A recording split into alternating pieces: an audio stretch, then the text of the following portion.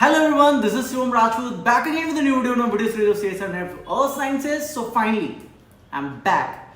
But before starting the session, I just want to say Happy Holi to you all. Actually, I'm supposed to go to a party, and for that only I'm carrying this attire. Okay, so yeah, 7 महीने हो गए. It's been 7 months. Last time I made video on the blunders of CSIR only. So again today it's been 7 months और चूँकि today is the last day for challenge the question. So I thought why not to start with the video first. And 7 महीने, I know it's too late, but I was there in Antarctica for almost 4 to 5 months from October to Feb. We went for ice core collection over there. We stayed there, Antarctica. It's really nice experience for me. And before Antarctica, we went to AIMS Delhi for medical checkups. Then we went to Oli for mountaineering course. We learned there ITBP, basically the forces in Oli who help us to get those experiences. So yeah, उसमें भी 1 month चला गया. So almost 7 months. But I promise you guys to make video continuously now. And let's start the video. So in this video we are going to discuss all the blunder mistakes by CSIR. Like every year हम लोग ये हर साल ये ritual करते हैं. It's like करना ही है. Okay, so yeah, last year से उसके पहले भी हम लोगों ने किया है. एंड एवरी टाइम CSIR ने चेंजेस किए हैं just because of first. So I ask everyone to look at this video because this video will change your life, may change your life. क्योंकि सोचो, if you change just 1 question, 4 marks का question है, if you get marks of that then your total marks will rise by 5.33, like negative marking plus that 4 marks will be added to your score. And who knows, अगर आप boundary पर हो, if you think, because we never know कि cut off क्या जाएगा, right? We have certain idea कि yes 120 plus minus 4 के आसपास for general JRF, but we don't know what exactly will be the cut off. So it's your chance. 200 रुपए लगेंगे just 200 for 1 question. अगर आप challenge करते हो, nobody knows, निकल सकता है. अगर आपका LS भी निकलता है, then again it's a big thing. So try to invest this time and let's see. चलो, see the blunder mistakes by CSIR, and this is not the first time we are doing this. आप देखो यहाँ हम पहले भी blunder mistakes by CSIR कर चुके हैं. अगर आपको जानना है, if you want to know how to challenge answer key, so this is the video. आप देखो best way to challenge by Artholic Shivam Rajput, आपको मिल जाएगा. Links are in the description. हम लोगों ने पहले भी चेंज करवाया है. जैसे ये prime example, JD Winter proofed CSIR wrong. JD Winter को हमने मेल किया था. There is this numerical in the past 2022 या 23 में आया था. So that question we sent to him, और मैंने पर्सनली इनको ईमेल किया था, and he proved CSIR wrong, और उसको चैलेंज करके हम लोगों ने चेंज करवा रखा है. Every year we use to do that. Nobody is India in doing this. कोई नहीं कर रहा है. We are doing this since 4 to 5 years, and every year they used to change. So इस ईयर भी हम लोग मिल के चेंज करवाएंगे. एंड अगर आप बाउंड्री पर हो, if you are at the boundary of JRF and LS, कुछ भी हो सकता है. आप नहीं जानते हो कि कट ऑफ क्या होने वाला है, राइट? जस्ट आप गेस कर सकते हो, but you never know exactly what is the cut off. So this is the time. Apply करो. 200 रुपया कुछ नहीं होता. 200 रुपया is less than your 1 time pizza, and basic stuff के लिए भी 200 रुपया बहुत कम पड़ता है. यहाँ सिर्फ 200 रुपये लग रहा है. So do that. Secondly, sale चल रहा है, या 3500 रुपये का सेल है. For a year you will get all this stuff in just 3500, less than 10 rupees a day. अगर आप क्रैक करते हो 31 plus lakhs you will get. It's nothing in front of 31 plus lakhs. We will help you for everything. Like even जो blunder mistakes कोई नहीं करता है. We are doing this. couple of days से I am on the Telegram. These are the Telegram channels जहाँ मैं discussion कर रहा हूँ. अगर you want proper references, proper evidence, proofs तो आप इन दोनों टेलीग्राम चैनल को ज्वाइन करो, you will get all the things over here. Now coming to the first question. ये क्वेश्चन कोरियोलिस फोर्स पे है. कोरियोलिस फोर्स के बारे में इनकरेक्ट स्टेटमेंट बताना है. ऑफिशियल आंसर की बोलता है कि third option is correct, but we are saying no. जो थर्ड ऑप्शन है वो एक्चुअली इनकरेक्ट नहीं है, it's a correct statement. Okay, मतलब क्वेश्चन में इनकरेक्ट पूछ रहा है, so it's a incorrect. So actual incorrect is this one, और ये करेक्ट है. ठीक है, क्योंकि आपको इनकरेक्ट बताना है. Coriolis force increases with increasing distance from the earth axis. Earth के एक्सिस से जैसे जैसे दूर जाओगे तो क्या कोरियोलिस फोर्स बढ़ेगा? Yes, it will increase. क्यों? अर्थ सरफेस पे जो हवाएं होती हैं वो अर्थ के फ्रिक्शन में होती है, कांटेक्ट में होती हैं. Okay, so it won't deflect. Coriolis force basically deflect things. जब वो फास्ट मूविंग ऑब्जेक्ट होता है या कोई फ्लूइड मूव करता है, because of Earth's rotation, it get deflected to the right and to the left in respective hemisphere. This is the primary concept. ये बोल रहा है कि जैसे जैसे इंक्रीज हाइट होगा, डिस्टेंस बढ़ेगा एक्सिस से, तो आपका कोरियोलिस फोर्स जो होगा वो इंक्रीज होगा. No doubt it will increase. जैसे जेट स्ट्रीम 12 किलोमीटर की ऊंचाई पे ज़्यादा डिफ्लेक्शन शो करता है then the wind which is close to the earth surface, और जो प्लेनेटरी बाउंड्री लेवल के नीचे वाले विंड्स हैं. तो ये एक्चुअली करेक्ट स्टेटमेंट है, ये इनकरेक्ट स्टेटमेंट नहीं है. But what about the fourth option? Coriolis force west to east winds के लिए, यहाँ देखो अर्थ है, ये अपना हो गया वेस्ट, ये हो गया ईस्ट. ठीक है, और इसमें बोल रहा है ये अपना इक्वेटर हो गया 0 degree. Coriolis force affect west to east winds over the equator, deflect them in the vertical direction. तो बोल रहा है कि जो विंड्स होती हैं उसको वर्टिकल डायरेक्शन में डिफ्लेक्ट कर देता है वेस्ट ईस्ट विंड को. वेस्ट ईस्ट विंड मतलब इधर से इधर की ओर हवाएं चल रही हैं, इसको डिफ्लेक्ट कर देता है. कैसे डिफ्लेक्ट कर सकता है? जब you know Coriolis force is 0 at the equator, how is it possible? The Coriolis force doesn't cause vertical deflection of the winds, rather first, एक तो ये वर्टिकल डिफ्लेक्शन कभी नहीं करता है, दैट यू शुड नो. ये हॉरिजॉन्टल डिफ्लेक्शन करता है. तो पहला गलती तो ये हो गया. दूसरा गलती, कोरियोलिस फोर्स 0 होता है इक्वेटर पर, क्योंकि कोरियोलिस फोर्स के फार्मूला में साइन आता है, साइन 0 डिग्री इक्वल टू 0. सो पूरा कोरियोलिस फोर्स ही 0 हो जाएगा. सो यहाँ दो चीज़ें गलती हैं. डिफ्लेक्टेड वर्टिकल डायरेक्शन ये गलत है, और दूसरा डिफ्लेक्टेड इटसेल्फ इज रॉन्ग, क्योंकि डिफ्लेक्शन नहीं हो सकता सिंस कोरियोलिस फोर्स इज 0. इसके लिए एविडेंस आपको कोई भी फिजिक्स का 11th क्लास की बुक हो, कोई भी Coriolis force factors affecting Coriolis force, Google Scholar पे सर्च करो, एविडेंस उठाओ. एविडेंस कैसे डालना है I have mentioned in my video how to challenge the answer key. वो उससे भी समझ में नहीं आता, check out our Telegram channel. There is this boy from LOC, his name I don't know exact name, but yeah a big salute to him. उन्होंने बहुत अच्छे से बेसिकली किया हुआ है. And the same kind of stuff you will get my video 3 years back. मैंने वो videos बनाई थी, अब जाके देख लो. क्वेश्चन सेकेंड यहाँ पूछ रहा है microbial respiration rates decreases in the ocean with increasing depth due to. Okay, so आपको बताना है कि माइक्रोबियल कैसे इन्फ्लुएंस होता है विथ इंक्रीजिंग डेप्थ. सो देखो, बेसिक कॉन्सेप्ट है, समुद्र है, ये इसका बेस है. हियर फोटोसिंथेसिस आकर कर रहा है, फोटोसिंथेसिस से ऑर्गेनिक मैटर बन रहा है which is eaten by phytoplankton, is eaten by zooplanktons. Zooplanktons में फूड वेब में उनसे बड़े जानवर उनको खाते हैं. And finally when they die they start sinking. While sinking the other organisms, bacterias, वो उन पर अटैक करते हैं, उनको डिकम्पोज करते हैं. While decomposition they eat them, and at the same time वो रेस्पिरेशन भी करते हैं. सो बाई द टाइम ये नीचे पहुंचता है, इनका ऑर्गेनिक मैटर कम होने लगता है. Okay, this is the primary concept, क्योंकि अपर लेयर्स में ही सारा लाइफ है. नीचे जैसे जैसे जाओगे लाइफ खत्म होते जाएगा. या अर्थ मतलब इवन सी फ्लोर पर भी लाइफ एग्जिस्ट करती है.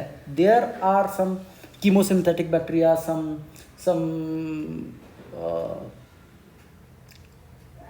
Rear, okay, rare some animal kingdom is present over there. Even आप मरियाना ट्रेंच में जाओ, वहाँ भी मिलेगा.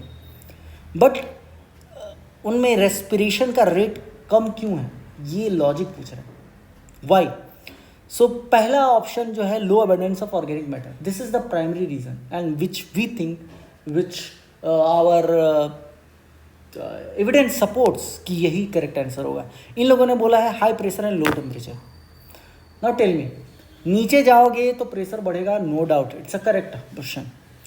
टेम्परेचर भी कम होगा, no doubt, but whether that is responsible for your less respiration rates, it's a organic matter no. अगर खाना नहीं है तो आप रेस्पिरेशन करोगे कैसे? Respiration relies on organic matter. If you have a food as a food source, then you have microbial respiration. Deeper ocean layers have less organic matter available. Most of them is consumed in the upper layer only. So deeper में तो मिलेगा नहीं। देखो यहाँ question clear दे रहा है, depth के साथ, with depth, that is the thing you have to think. तो देखो यहाँ हम ये नहीं बोलेंगे कि ये तीनों एकदम गलत है। I am saying all three options are partially correct. These are the secondary options. It's not a primary reason. It's not the most direct and primary reason for the decrease in microbial respiration rate. क्योंकि respiration is directly proportional to the presence of organic matter. ऐसा scene है. These are indirect conditions. Okay. Simple example देते हैं. जो भालू होता है, polar bears. Polar bears Arctic regions में 6 मंथ्स के लिए हाइबरनेशन में चल जाते हैं, बहुत सारा खाना खाते हैं और हाइबरनेशन में चल जाते हैं और 6 महीने तक जगते नहीं हैं। वो अपने जो ये होता है क्या कहते हैं उसको, मेटाबॉलिज्म, उसको स्लो कर लेते हैं। तो जो उनके शरीर के अंदर फैट जमा होता है, गर्मी के दिनों में बहुत सारी मछलियाँ खाएंगे, उस फैट को यूटिलाइज करते हैं थ्रू आउट द विंटर, और जब विंटर ख़त्म होता है तो पतले होकर निकलते हैं, फिर गर्मी में मोटे हो जाते हैं। तो उन लोगों ने मेटाबॉलिज्म स्लो कर लिया ताकि कम से कम खाना यूटिलाइज कर पाए। यहाँ हाई प्रेशर और लो टेम्परेचर जो कि ऑफिशियल आंसर की है, इससे मेटाबॉलिज्म स्लो होगा, नो डाउट, बट चूंकि खाना ही नहीं मिलेगा, how will you eat? Okay, you have to have some organic matter to rely on, no. So I just want to say high pressure, low temperature, then there is this Antarctic bottom water. Even Antarctic bottom water, you all know that it's a part of deep ocean circulation जो कि carry करता है पोल से oxygen और nutrient rich water को through out the ocean bottom. उससे जो ocean के बॉटम में जानवर रहते हैं वो उस पर रिस्पिरेशन करते हैं। सो again it's a contributing factor, it's not a main factor. चाहे कंप्लीट डार्कनेस अगर देख लो तो यस, कंप्लीट डार्कनेस होने के कारण फोटोसिंथेसिस नहीं होगा तो कोई नया ऑर्गेनिक मैटर नहीं बनेगा। So again it's a contributing factor, it's not a major factor. CSIR को चाहिए सबसे correct answer, the most genuine, most direct and primary reason they want, and that is the first option. So option इसके लिए भी आपको evidence मिल जाएगा on our Telegram channel, तो काइंडली लुक ऑन दैट। अब ये मैंने अपने वीडियोस में कितनी बार इन चीज़ों को बताया है, इट्स वेरी सिंपल। सो देखो इस क्वेश्चन में पूछ रहा है ईस्ट इंडिया कोस्टल करंट कब स्ट्रांग होता है और किधर की ओर मूव करता है, direction and the time you should know. Okay, so इसके लिए एक बार इंडिया का मैप बनाते हैं। Africa, equator, Madagascar, Mascarene high, this is Mascarene high. Okay, यहाँ तिब्बतन प्लेट्यू है, मैस्क्रेनस हाई पर हाई प्रेशर होता है, तिब्बतन प्लेट्यू पर लो प्रेशर होता है। सो ड्यूरिंग स्प्रिंग सीजन, मतलब मार्च से मई के बीच में, मार्च से मई के बीच में south west monsoon is developing, winds are generally weak. क्यों है वीक? क्योंकि मैस्क्रेनस हाई और तिब्बतन लो के बीच में जो प्रेशर ग्रेडियंट फोर्स है वो बहुत ही वीक है। So wind is not that strong, so इससे ईस्ट कोस्ट ऑफ इंडिया में ज़्यादा इफेक्ट नहीं पड़ेगा। अब जो करंट है ये कुछ ऐसे मूव कर रहा है during summer, south west monsoon. आप जानते हो विंड का डायरेक्शन, करंट का direction is like this, Arabian Sea से बे ऑफ बंगाल की तरफ होता है। ये अरेबियन सी से आ रहा है और इधर को जा रहा है। This is south west monsoon. Okay, आप ये भी जानते हो कि जब भी विंड्स आती हैं दो ब्रांचेस में टूटती हैं, एक होता है Arabian Sea branch, Arabian Sea, और एक होता है BOB, Bay of Bengal branch. अब बे ऑफ बंगाल ब्रांच कब स्ट्रांग होगा? जब ऑनसेट हो मॉनसून का। ऑनसेट कब होता है मॉनसून का? जून से अगस्त के बीच में। दिस इज द, मतलब जून में हो जाता है। So this is the peak of south west monsoon. June से August is the peak months. आप इनफैक्ट इंडिया में टच तो मई में ही कर जाता है। So this is the peak months of south west monsoon. Strong south west wind blow करती हैं along the west coast of India and the east coast of India, जिससे अगर आप देखो ये विंड क्या करती है कि इस ब्रांच को EICC, east India coastal current, इसको स्ट्रॉन्ग कर देती है, जिससे ये नॉर्थवर्ड मूवमेंट होने लगता है और पोलवर्ड। तो आप ध्यान रखो, अगर ये ऐसे है, एक चीज़ गोल्डन रूल आप याद रखिए, this is south west monsoon condition, और ये है नॉर्थ ईस्ट मानसून करेक्टर। इसमें क्या चेंजेस हो रहा है? In both the cases what is changing? Current pattern. ये है नॉर्थ ईस्ट जनवरी के टाइम वाला, ये है जून से सितंबर के टाइम वाला। यहाँ जब ऑफसेट हो रहा है, मॉनसूनल विंड वापस लौट रही हैं, तब ये उल्टा हो जाता है, तब ये पोल से इक्वेटर की तरफ मूव करेगा। बट क्वेश्चन क्या पूछ रहा है? स्ट्रॉन्ग कब हो? स्ट्रॉन्ग मतलब समर, यानी जून से सितंबर, यानी साउथ वेस्ट मानसून। इसलिए third option is correct, not the first option.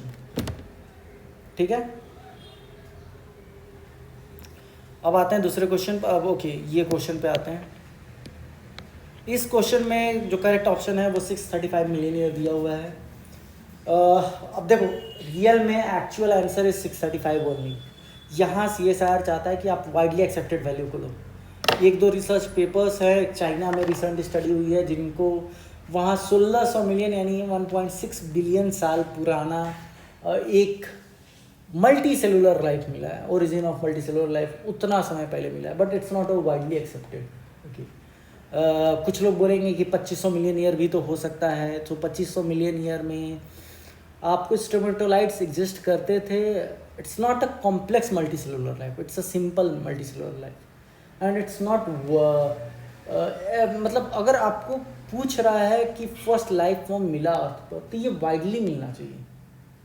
635 साल जो है 635 million year, it's called Marinoan glaciation period, जब स्नोबॉल अर्थ था, जब पूरी अर्थ पर ढका हुआ था बर्फ से। And that time we have evidence of multicellular life all across. इसी को इडिकेरन बायोटा का ओरिजिन टाइम कहते हैं, इसी समय आया। So correct answer will be 635। जो ये सोच रहे हैं कि 2500 होगा, बहुत लोग हमको पर्सनली DM कर रहे थे, just because they have choose this, that doesn't mean कि I am going to choose this. Okay, coming to the another question. Marine phytoplanktons are controlled by the nutrients, light and vertical stability of water column, but not by CO2 concentration. क्या ये statement correct? तो yes, it's correct. Let's see why. See, जो photosynthesis होता है उसमें उसका primary अगर आप देखो तो प्राइमरली वो इन्फ्लुएंस होता है न्यूट्रिएंट से। न्यूट्रिएंट क्या है? नाइट्रोजन, फॉस्फोरस और आयरन। एग्जाम्पल हम देंगे, there is this southern ocean के चारों ओर high nutrient low chlorophyll region है। क्यों? हाई न्यूट्रिएंट HNLC उसको कहते हैं, HNLC। कारण ये है वहाँ न्यूट्रिएंट बहुत ज़्यादा है, जब बट आयरन की कमी है। न्यूट्रिएंट में आयरन भी आता है, नाइट्रोजन, फॉस्फोरस, आयरन। अब जस्ट बिकॉज आयरन एक क्लौता न्यूट्रिएंट कमी है, तो वो लिमिटिंग फैक्टर की तरह बिहेव करता है in the Southern Ocean, and उसके कारण वहाँ डायटम्स ग्रो नहीं हो पाते। Even if nutrients, other nutrients like nitrogen and phosphorus is high, light is available. So तो यहाँ हम कह सकते हैं कि these 3 are important. Vertical stability भी चाहिए। इन द वर्टिकल सेक्शन अगर मूवमेंट बहुत ज़्यादा हो रहा है, फाइटोप्लैंक्टन ब्लूम नहीं हो पाएगा। Okay, but what about CO2? See, CO2 is necessary for photosynthesis, no doubt, but it's not a limiting factor. जैसा CO2, अब देखो पेड़ पौधे ही देख लो, वो सुबह में फोटोसिंथेसिस करते हैं, सुबह में CO2 लेते हैं, रात को नहीं। So it's not a limiting factor. CO2 is there, it's important. समझे? Coming to the statement B, उन लोगों ने बोला है अकॉर्डिंग टू देम जो सेकेंड ऑप्शन है both the statements are correct, A और बी। तो बी देखते हैं, biological pump doesn't sequester any anthropogenic carbon.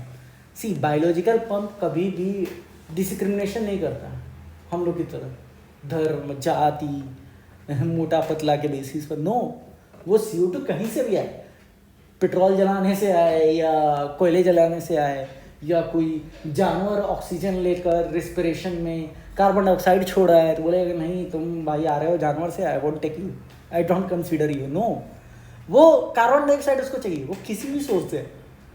So biological pump is a key process that sequesters anthropogenic carbon. It involves the transfer of CO2 from atmosphere into the ocean via phytoplankton's photosynthesis, जिसमें वो लोग organic matter बनाते हैं। This means कि CO2 indeed is sequestrated by biological pump. So जिससे ये contradict हो रहा है कि स्टेटमेंट बी करेक्ट है, no it's not correct, it's incorrect. So option C सही होगा।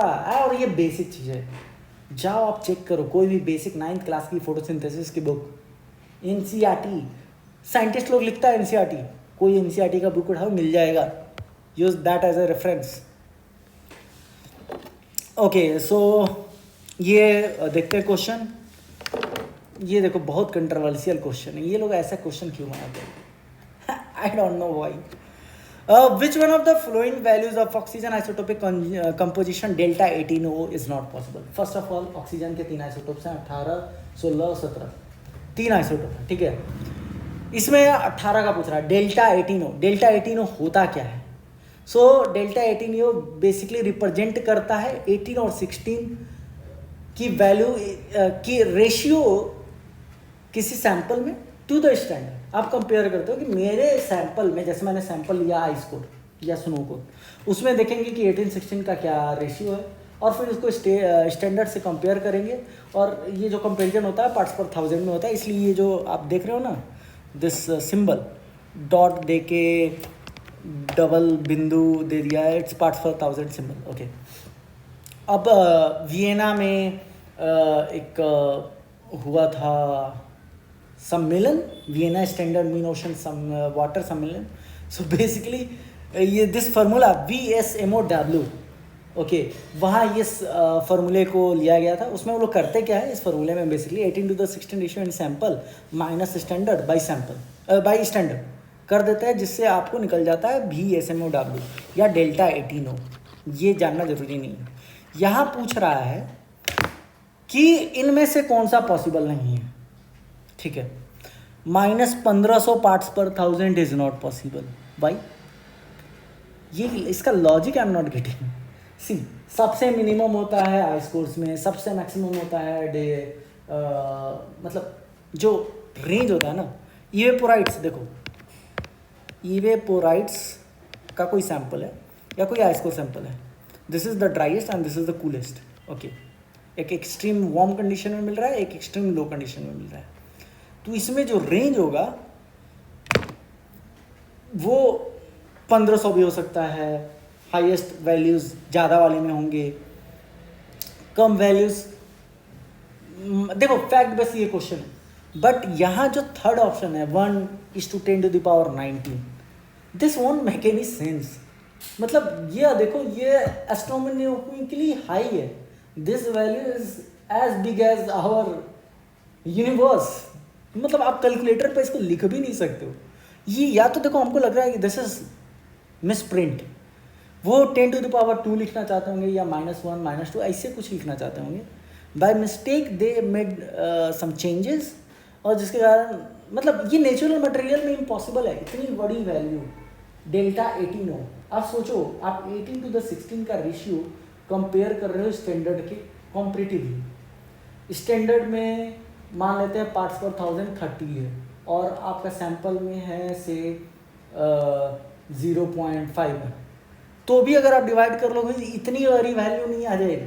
मैथमेटिकली आपको सोचना है क्या मैथमेटिकली ये सही हो सकता है? 10⁻19 प्लैंक्स कांस्टेंट इतना बड़ा नहीं है, मिनिमम टेम्परेचर -273 होता है। कोई भी वेरिएबल यूनिट फिजिकल पैरामीटर का मैक्सिमम मिनिमम वैल्यू इससे छोटा ही होगा. Okay, so I will say कि ये क्वेश्चन मिस प्रिंट है. आप लिखना उधर कि हमको लग रहा है third option is miss print, and इसके लिए एविडेंसेस आप VSMOW डाल सकते हो. उसके पर हजारों papers. Me my self has measured this delta 18 in the I scores. मैंने खुद मेजर करके रखा हुआ है. Okay, and I never found such a high value. I scores में सोचो तो स्नो कोर्स में भी मैंने मेजर किया हुआ है. ट्रिपल आइसोटोप वाटर एनालाइजर करके देयर इज दिस मशीन जिससे आप मेजर कर सकते हो 18:16 रेशियो 18 का ये सब. But I never get such values. It's technically impossible. Coming to next question. देखो ये भी मिसप्रिंट. CSIR क्या कर रहे हो यार तुम लोग, नाक कटा रहे हैं ये लोग. So which one of the following is the correct sequence of soil in order of increasing humidity. आपको बताना है इंक्रीजिंग ह्यूमिडिटी इनमें सबसे ज़्यादा ऑर्डर बताना है. तो देखो इसके लिए अगर आपको कुछ चीज़ें जस्ट मालूम हो. सी ऑक्सीसोल जो है वो ट्रॉपिकल क्लाइमेट में मिलता है. ट्रॉपिकल क्लाइमेट यानी बारिश होगा, ह्यूमिड होगा, यानी आपको वहाँ वेदरिंग इरोजन मिलेगा. आपको आपको आपको आयरन एल्यूमिनियम ऑक्साइड्स मिलेगा, हाई कंटेंट ऑफ वाटर मिलेगा. तो it should have highest humidity. But इनमें से कोई भी ऑक्सीसोल में एरो का डायरेक्शन ही इन लोगों ने बदल दिया. I think the option 2 is correct but in the reversed manner. Mollisol, vertisol, spodosol, oxisol ऐसे होगा. स्पॉन्डिसोल देखो ह्यूमिड में मिलता है, फॉरेस्ट रीजन में मिलता है, but it's not as humid as oxisol. Mollisol semi arid to sub humid region में मिलता है. ठीक है. वर्टिसोल और मोलीसोल जो है it's relatively drier region. So mollisol में लेस ह्यूमिड होता है. आपको इसके लिए there is this paper by BL Allen. ये पेपर का रेफरेंस आप दे सकते हो BL Allen, या सिंपली आप पेडोजेनेसिस ऑफ सॉइल टेक्सोनोमी ये करके एक आर्टिकल है ऑफ सॉइल टेक्सोनोमी. उसमें अगर आप पहला लाइन ही देखो, it's written that molisol generally occurs in the drier climate, then spondysol, vertisol और oxysols. So yeah, ये क्वेश्चन जो है ना it should be challenge. आपको बताना है कि direction is reverse, so we get confused. और मार्क्स जो भी अटेम्प्ट किया है, जिसने भी सेकंड ऑप्शन मारा है, those who have attempted, and I believe कि देखो इनमें से किसी में इन लोगों ने ऑक्सीसोल को सबसे हाईएस्ट नहीं बनाया. यानी आप कोई भी इसमें ऑप्शन अटेम्प्ट किए होगे, या एक किए हो, 2, 3, 4 कोई भी किए हो, गो फॉर इट, चैलेंज करो इसको. Okay, so with this I hope आपको मिल गए होंगे. देखो इससे भी ज़्यादा क्वेश्चन कुछ लोगों ने दिए थे, but just because I didn't have enough proofs for that, and I believe कि वो गलत है. अगर आपको लगता है if you have enough proof, let me know, बताओ मुझे, मैं करता हूँ उसको, बट सही होना चाहिए. I need proofs. Okay, just because कि तुमने किया और तुम अपने मार्क्स बढ़वाना चाहते हो, दैट डजेंट मीन कि I will do that. So I hope you like it. Sorry for the late. Bye.